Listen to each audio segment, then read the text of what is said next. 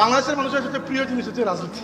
তো রাজনীতির কথা বলতে গিয়ে মনে হলো যে রাজনৈতিক ক্ষেত্রে কেউ যদি ইসলামের জন্য রাজনীতি করে এটা জায়েজ, এটা প্রয়োজন, এটা সুন্দর। কিন্তু কেউ যদি নিজের রাজনৈতিক প্রয়োজনে ইসলামের নাম ব্যবহার করেন ওইটা কিন্তু খুবই খারাপ, এবং ওইটা বোঝা যাবে তার কার্যকলাপের মাধ্যমে, কথাবার্তার মাধ্যমে। আমি কারো পলিটিক্যাল ক্যাম্পেইন করতে আসি নাই, করবো না কখনো। কিন্তু যখন আপনি কি করবেন, আপনার নিজের কোনো কাজকে, নিজের অবস্থানকে ইসলামের সাথে এমনভাবে মিলিয়ে নেবেন যে আপনি ইসলাম আর কেউ ইসলাম নয়, এইটা একটা অপব্যাখ্যা হয়ে যাবে। কিভাবে? উদাহরণস্বরূপ দুনিয়াবি উদাহরণ দিই। অনেক মানুষ দেখা যায়, ধরেন ফুটবল খেলা হইতেছে সৌদি আরব বনাম জার্মানি, এবং একজন সৌদি আরবকে সাপোর্ট করতেছেন যে সৌদি আরব ইসলাম মুসলমানদের দেশ ইত্যাদি ইত্যাদি। এতটুকু পর্যন্ত যদি কেউ করেও ফেলেন, আমি খেলাটা দেখি না, আমার আগ্রহ নেই, কিন্তু করেও ফেলেন, ধরেন করলাম। কিন্তু কেউ যদি সৌদি আরবের ফুটবল খেলায় বিজয় হওয়ার কারণে এইটা মনে করেন যে ইসলামের বিজয় হয়েছে, এইটা কত বড় যে ভুল। যে কাল যদি সৌদি আরব আর 8টা গোল খেয়ে হেরে যায়, তো আপনি কি বলবেন ইসলাম হেরে গেছে? একইভাবে কেউ যদি মনে করেন যে আমার ওই দলকে ভোট দিলে ইসলামের বিজয় হয়ে যাবে, আপনি ভুলের মধ্যে আছেন। ওই দিন দেখলাম আব্বাসী সাহেব ওই কথা বলছেন যে ইসলামের বিজয় তো 1400 বছর আগেই হয়ে গেছে রাসূলুল্লাহ সাল্লাল্লাহু আলাইহি ওয়াসাল্লামের হাত মুবারকের মাধ্যমে। এখন সর্বোচ্চ হইতে পারে আপনার দলের বিজয় হইতে পারে, এটা ইসলামের বিজয় নয়। কারণ কি? ইসলামের বিজয় সেই দিন হয়েছে যেই দিন বিদায় হজের খুতবা দেওয়ার জন্য আমার নবী সাল্লাল্লাহু আলাইহি ওয়াসাল্লাম আরফার ময়দানে দাঁড়িয়েছেন, আর আল্লাহ তাবারাকা ওয়া তাআলা জিবরাইলের মাধ্যমে আয়াত নাযিল করেছেন, আল ইয়াউমা আকমালতু লাকুম দীনাকুম ওয়া আতমামতু আলাইকুম নি'মাতি ওয়া রাদিতু লাকুমুল ইসলাম দীনা। আজকের দিনে তোমাদের জন্য তোমাদের দিনকে আমি আল্লাহ পরিপূর্ণ করে দিলাম, ইসলামকে তোমাদের জন্য একমাত্র পছন্দনীয় দিন হিসাবে আমি আল্লাহ পছন্দ করে নিলাম।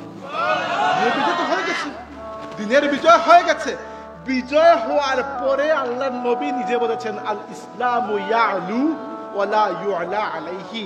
ইসলাম সবসময় বিজয়ী থাকবে, কখনো পরাজিত হবে না। আপনি বলেন তাহলে আমরা পরাজিত? হ্যাঁ, আপনি পরাজিত, মুসলমানরা পরাজিত হতে পারে, ইসলাম পরাজিত হতে পারে না।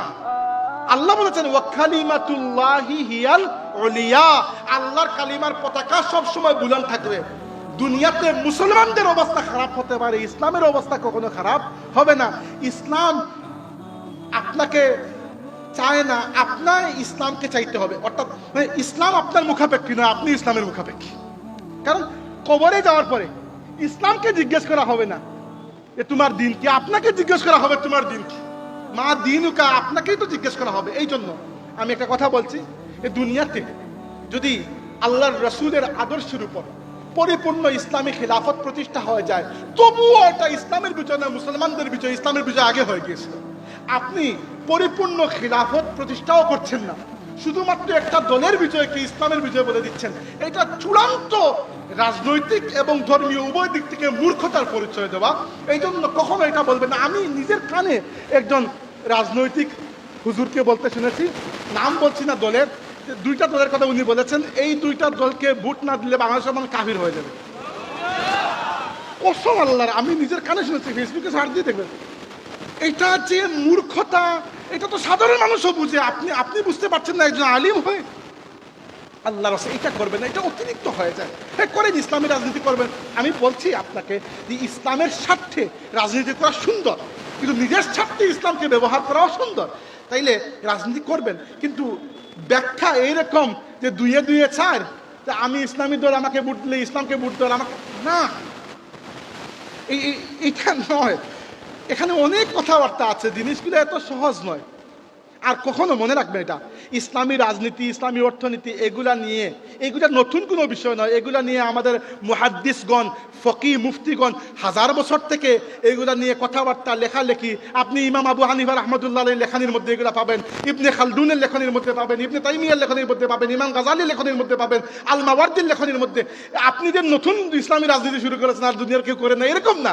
1000 বছর থেকে ইসলামী রাজনীতি, ইসলামী আন্দোলন চলে আসছে। মুসলমানদের, আমাদের তো ইচ্ছা যে এই দেশ আল্লাহর কিতাব এবং আল্লাহর নবীর সুন্নতের আদর্শের উপর চলুক, আমাদের ইচ্ছা। কিন্তু এর মানে এই নয় যে আপনি নিজেই ইসলাম হয়ে যাচ্ছেন, যে আপনাকে ভোট দেওয়া মানে আল্লাহ নবীকে ভোট দেওয়া। নাউজুবিল্লাহ, এইরকম ঠিকাদারি কাউকেই আল্লাহর রাসূল দিয়ে যান নাই।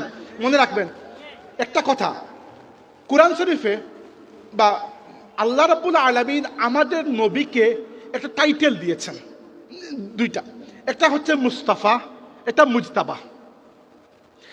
নবী যতদিন দুনিয়াতে ছিলেন, খেয়াল করে না, ওইটা বলে আমার বক্তব্য শেষ করে ফেলবো। নবী যতদিন দুনিয়াতে ছিলেন, নবী একাই মুস্তাফা, নবী একাই মুজতাবা। নবী দুনিয়া থেকে বিদায় নেওয়ার পরে ওই মুস্তাফা এবং মুস্তাফা টাইটেল দুইটা কিন্তু এখনো বহাল আছে, কোনো ব্যক্তির উপর নয়, পুরো উম্মতের উপর। আল্লাহ বলেছেন হুয়াজি তাবাকুম, আল্লাহ তোমাদেরকে পুরো উম্মত হিসাবে মুস্তাফা বানিয়েছে। ওটা ঠিকাদার একলা কেউ নয়।